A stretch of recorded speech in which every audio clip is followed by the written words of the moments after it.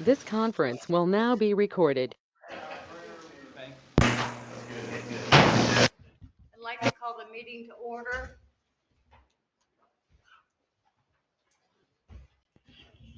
Thank you very much, sir.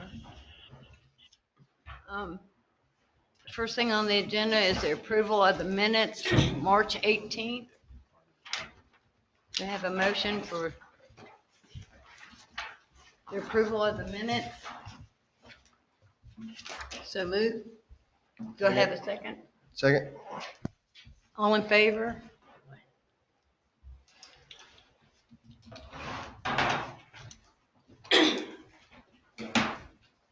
Adoption of the planning board rules of procedures, nominations. Chair Frank, would you Truax, like to take that? if I may, just briefly, I think several of you have already met him, but Scott Malashevsky, seated to my left, is one of the two alternate members that the Board of Commissioners appointed at their meeting last night.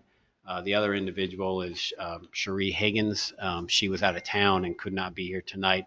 Thankful that Scott was available and willing to come to the meeting tonight. You know, as we had talked about previously, the alternate members are able to participate in all of the planning board discussions. They'll receive the same information that you all receive. However, they will only vote in the absence of one of the five of you going forward. So welcome, Scott. Glad to have you here. So Thank you. Scott, would you like to say something and tell us a little bit about yourself? We're good.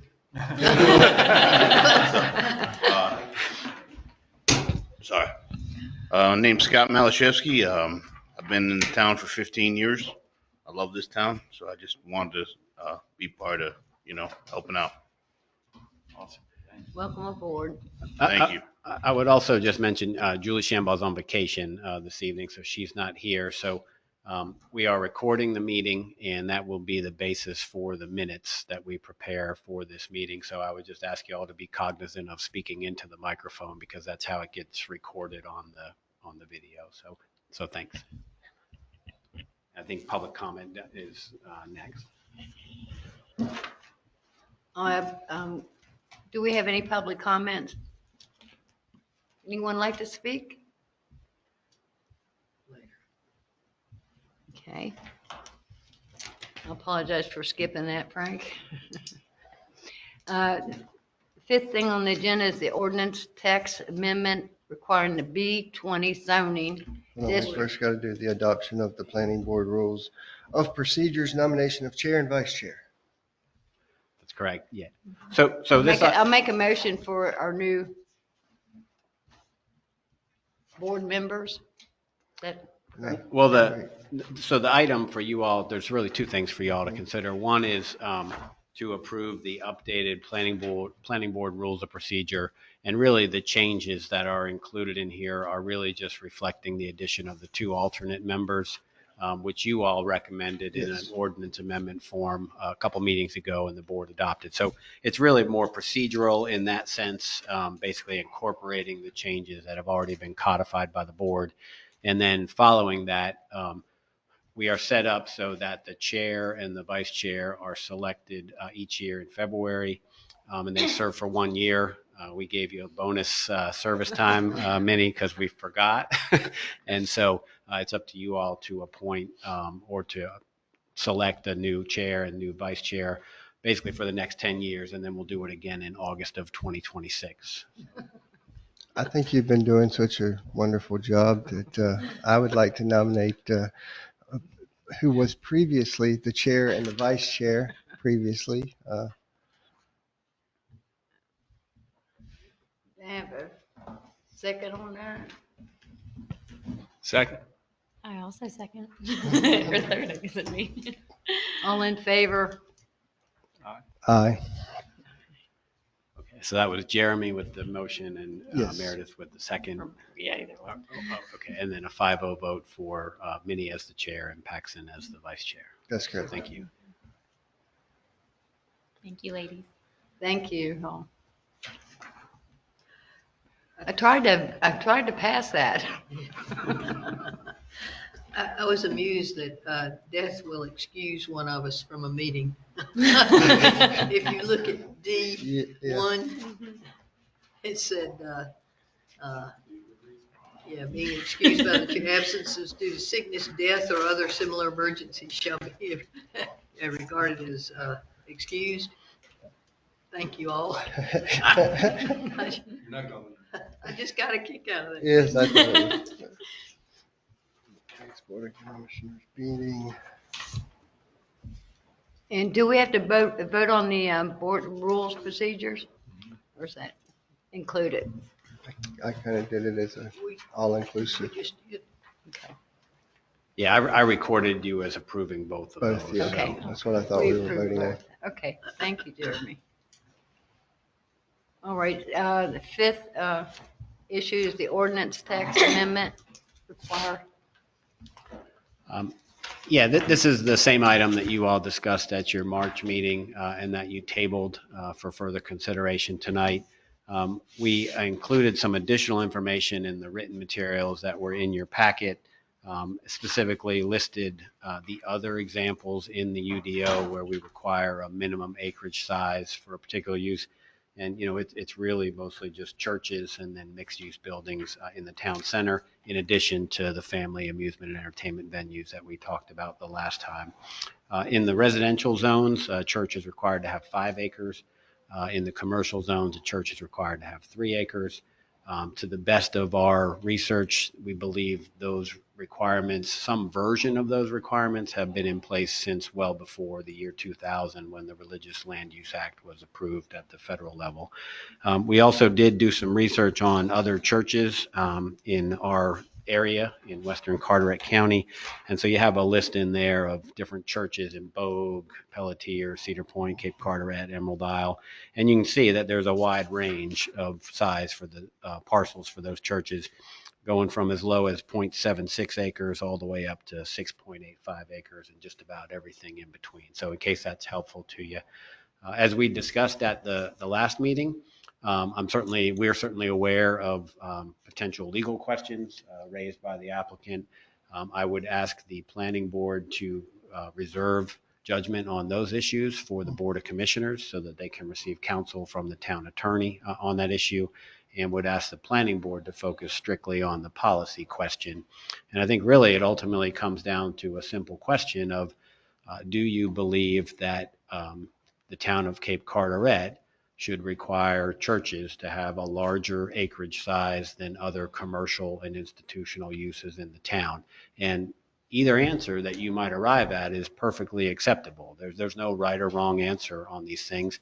It's a values judgment based on what you believe is best for the town of Cape Carteret and the people of Cape Carteret and future development in Cape Carteret. So if you all believe that that ordinance should be changed, you should make that recommendation to the Board of Commissioners. If you believe it should not, you should make that recommendation to the Board of Commissioners. And in reviewing this question, I would ask you just to consider, is there something fundamentally different about a church compared to the other range of uses that we allow in those zones? And if there are, articulate those and use that as a basis for your recommendation. And if not, likewise. So I'm happy to help you all any way that I can, answer any questions, and look forward to your discussion. I actually spent a lot of time trying to research and trying to figure this out because it was a question that was, hold on, sorry. It's vibrating. It was why, I guess, was the question. Why do you put an acreage number on one business or one organization? I mean, church in a sense is a business. It's not, but it is. I realize it's not for profit, but without money coming in, you obviously can't keep your doors open. So in a sense, it's a business. And what I didn't understand is why there was a thing put on it. It baffled me. I did a lot of research trying to figure it out, and I couldn't find anything on why you would do that, other than to limit the number of churches in one area, a long time ago. Could be the only reason why I could think that it would be there. But, I did the same, kind of trying to find the why as we Yeah. talked at our last Yeah. meeting, and kind of came up dry as well. I think a big part of it came back to what Frank had said about when the RLUIPA went into effect and how that was a big transition. And that's really the only foot that I could find to stand on other than the development of the town overall and what we wanted our town to look like before, that act was in place. Churches were going to be a large structure, a big part of the town, a big part of the community, and how that flow came into developing our town.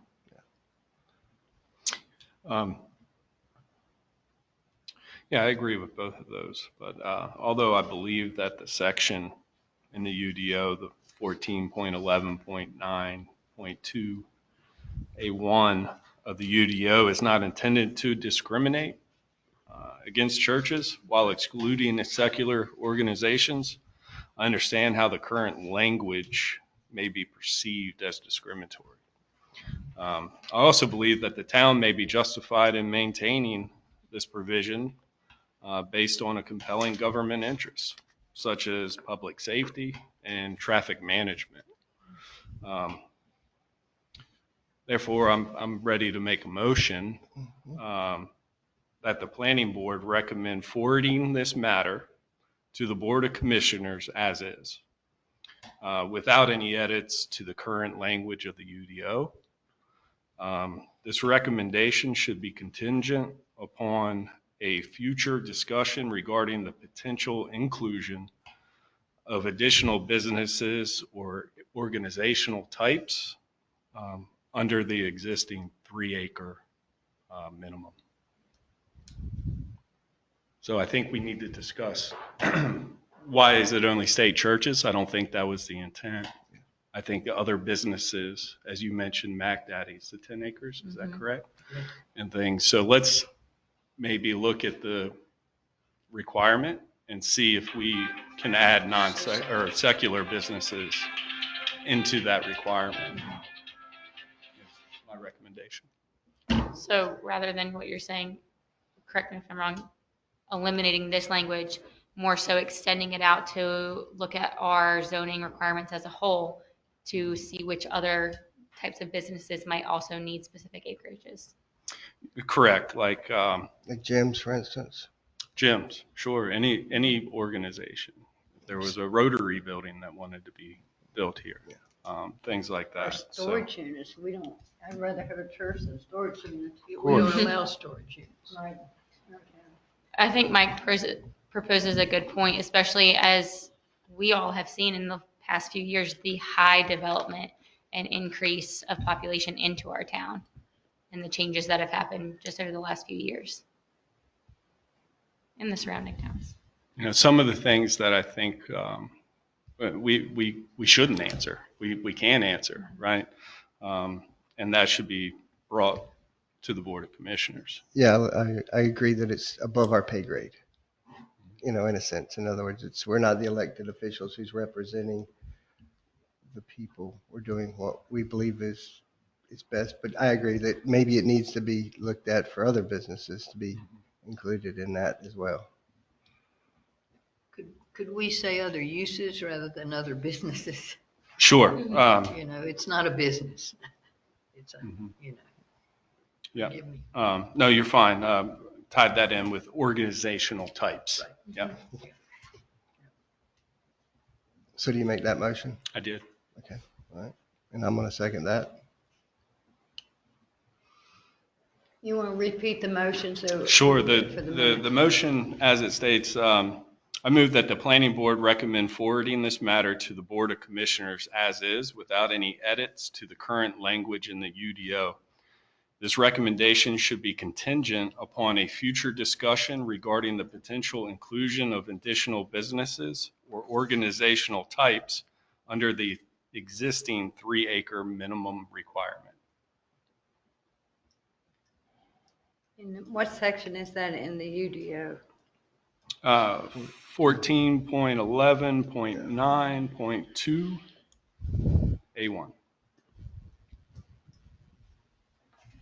All in favor of the motion to go before the commissioning board?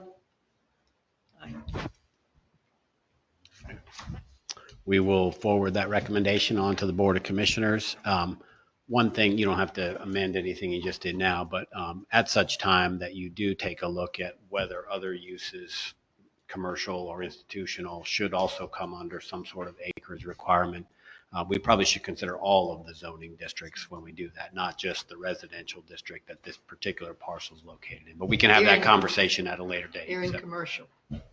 I'm sorry, this is commercial, that's correct. But, you know, we have similar requirements in residential districts and commercial districts. So when you all have that discussion, I'd encourage you to consider all of the zoning districts and not just this particular one that we were talking about this evening tonight. But I'll forward that on to the Board of Commissioners, and I'll plan to have that discussion on the board's agenda for May the 12th.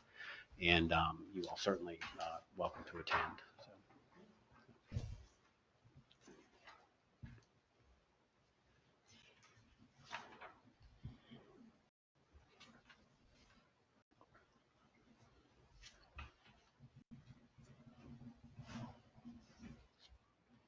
All right. The next issue is next board commission meeting. Who would like to report to the board? Yes, sir. If you- Thank you so much, I appreciate it. Okay, what we have decided is for the Board of Commissioners to go through the regulations on that. That way they can deal with the legal side of it and do what. Thank you. Thank you very much. Yep. All right. Thank you for being here. Yes, thank y'all. Who would like to speak at the next Board of Commissioners meeting? Anyone? I have a meeting literally. You always have a meeting. I do. You're gonna have to cancel it. I'd be happy to try and tackle that again. If you can't make it, just give me a call, or, If you can't. and Frank's not gonna be Thank here. Thank you. So who's the speaker I will. on the mic? Okay. And if not, give me a call, I'll come. Thank you. Thank you. Thank you. Okay, I'll give you my number. Do you have it? I'm sure I do. Uh-oh. I better. We'll make sure you do before I leave here.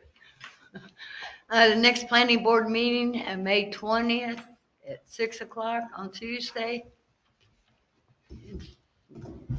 Frank, you won't be here, will you? I will not. I just wanted to say it's been a pleasure working with all of you and your predecessors in these roles. And I hope that I've been helpful to you and to the town over the last few years. And I'm sure I will still see all of you at some point. And if there's ever anything I can help you all with, you know where I will be, right across the bridge. So thank you for the opportunity to be here, and I wish you guys the very best. We kept the agenda light intentionally tonight because of the interest in the church issue, and also because Julie is away, and also because I'm leaving. So I want to make sure that Gene Foxworth starts fresh with you all, and we'll certainly inform him of some of the ongoing discussions you've been having, and now the new discussion that you all talked about tonight. So thanks again for having And me. he'll be coming in at that point, or is not he coming in until June? Yeah, so I will be with the town until at least May 8th, or maybe plus or minus a day or two. He begins work on May 1st, so he and I will have about a week together for the transition. And he is actually a much more knowledgeable individual about planning and development issues than I am, and I think he'll do a great job for the town and for you all. So Thank Thank you you. for everything you've done for us, Frank. We appreciate it. thank you. And Frankie, I hope we'll have a cutting ceremony when the path is done. You'll be here, right? Absolutely, yeah. Get that darn path done if it's the last thing I do. I was the one that introduced it, so we gotta look at the end of it, right? We are real close. We've resolved all of the permit conflicts that we were facing. I actually met with the contractor out there this morning. They tell me they should have the grading part of it done probably within about 3 weeks, and then it's really only about another week after that for the rock base and the paving work. Some of it's going to be weather dependent and other things going on, but we are real close. And I apologize that it has taken as long as it has, but glad to be getting to this point, and look forward to the ribbon cutting. So. Madam Chairman, I had one question for Frank, if I may. Yes. I heard the comments at the town board meeting last night about the reflection area. Is there any parking near there? Yeah, so our plan is to add a couple of parking spaces at that Good. location in the future. We wanted to get the path done first. Our intent at this point in time is to add some parking right off of Taylor and Ocean Road, right in the vicinity of the curve where the reflection area is located. That gets into some additional permitting issues, and I was just trying to keep it simple Yeah. and get the main thing done first. But Right. I don't think we'll have a problem getting a permit for that eventually, but that's the intent that we're pursuing. So. Yeah, it's difficult unless you find some place to park and walk to get there. Yeah. To get to the reflection area. I'm so glad to hear that.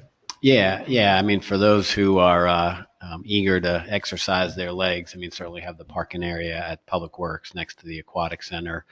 That's probably about a half mile. Half hour. Half mile Maybe a walk half up hour there. for me. So, probably is about a half hour, That's actually, right. maybe. So, maybe 15, 20 minutes. So. How many more benches do we have to put out? We put 2 at the reflection area, which Public Works did a fantastic job on. It looks really, really nice at this point, and we've got a little bit more to do up there. We are intending to buy some additional benches to go along the path, so that's coming attractions. Not sure exactly how many. One other thing I will just share with you all that was alluded to last night. Our plan was to install a continuous line of crepe myrtles along the west side of the path between the path and Highway 58. You may have seen that we actually dug the holes for that. And then we subsequently learned that crepe myrtles and other plants that are not native to the southeastern United States are now illegal on DOT roads and state lands in North Carolina. That was a very tiny provision in a 650-page budget bill that was approved in November. So we were able to get the vast majority of our money back on the crepe myrtles. And my understanding is the town will probably try to proceed with planting some native species in the same row next spring when the weather is best for planting. We talked about eastern redbuds and willow oaks, or really anything that looks very pretty. The only issue that we're going to have, just for your general education, the path has to be at least 22 feet off of the edge of pavement for Highway 58. And the trees have to be at least 22 feet off the edge of pavement for Highway 58. And there are some areas where the path is right at the 22 mark, and there's other areas where it's 26 or 20. And then when you get close to Mac Daddy's, it's very wide there. So that may affect the placement of the trees going forward, but that's very much the plan. And I think it would look beautiful regardless of what kind of flowering tree they plant. So My only concern was if y'all planted something that blocked the view from the highway and people walking was the safety issues of the path being kind of hidden in the woods, if that makes sense. That was just something that. yeah, we certainly want to make sure that the people motorists and pedestrians and bicyclists can see each other. So that's part of the thought process. So. The crepe myrtles there in front of Cape Point, that's a sanctioned area. So yeah, there are tons of crepe myrtles in Cape Carteret and Emerald Isle and probably every municipality in North Carolina, but no more. They're not going to make anybody take down the existing ones. Now, I will say that the crepe myrtles in front of Cape Point, they may ultimately be removed for the Highway 24 multi-use path that we're working on. I think that there's enough room there to fit the path in. I hope the town can save some of them, but they'll get into the detailed design work later this year, and I hope we'll be in a position to build that thing early next year. So. Now, that's been earmarked as a memorial. That's what I'm told. I'm told that the Garden Club was involved in planting that, and so. Well, it wasn't the garden club, it was the town. Okay. They did a memorial, and each tree is earmarked for people in the town. They bought the trees. And I think some commissioners are I earmarked. thought it was, I'm sorry. So I think that's going to be an important issue for the town to deal with during the design phase. So we're actually currently taking proposals from design firms right now. They're due April 30th. So my hope is that the Board of Commissioners might award the design contract at the June meeting, and that the design work will happen over the rest of this year. And that's really one of the questions that's going to need to be answered is, Are we going to work around those trees? Are we going to remove all the trees? Are we going to selectively remove some? Are we going to try to relocate them? And that's really going to be part of the design process. Well, there is something written, Frank, you might want to check it out before you leave and see if you can find it. Yeah, certainly. Because I had an issue there. I have one more question. Yes. During the town board meeting, a fountain was mentioned. Would you tell us about that, please, in the reflection area? Yeah, we have a small water feature planned for the center of the circular concrete area at the reflection area. And so it had not been installed as of yesterday. It may be there now. I'm not sure if they were able to get to it today or not. But What does it mean? Will the water come up and? it's just a kind of a very small feature that it's not a big fountain it's not a big fountain or anything like that. It's just going to have some trickling water and some standing water. What's the there. source So of the water? we secured a water tap from West Carteret Water Corporation for that facility. I see. In part to make sure we can water all of the new plantings that we've located out there. Right. And I'm not sure if they've installed that yet or not, but if not, it's in process. So it'll be an electric fountain. I'm not quite sure of how it works, Yeah, but I was curious. yeah. Miss Perry Smith is a good person.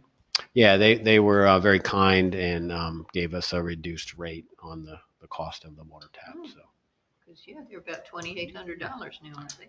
yeah, we're roughly about half price, so Excellent. we very much appreciate that. So. Excellent. Thank you. Any?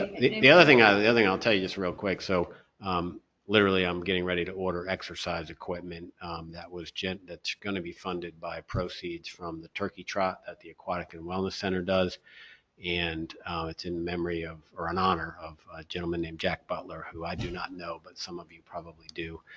So we have selected the equipment. We've reviewed that with Deanna McElman, and literally it's just waiting for me to press the button and order it. That equipment probably will take about 10 or 12 weeks to get here, and then we'll install that in the area directly to the west of the reflection area in the curve of the path. So should be nice. Has anything further been said about the naming of the area? There's been no discussion of the naming of the area. I do know that there is a bench recognizing former Mayor Fowler there, but it is not named after any one individual, but it will include that bench feature for Mayor Fowler. And, beyond that, I guess that would be up to the Board of Commissioners to decide. They did indicate last night that they wanted to make sure they invited past and present elected officials and individuals involved in the whole project, which I think would be a nice event. So. Anybody else like to say anything? Questions? No questions? No questions for me. I'll make a motion, we adjourn.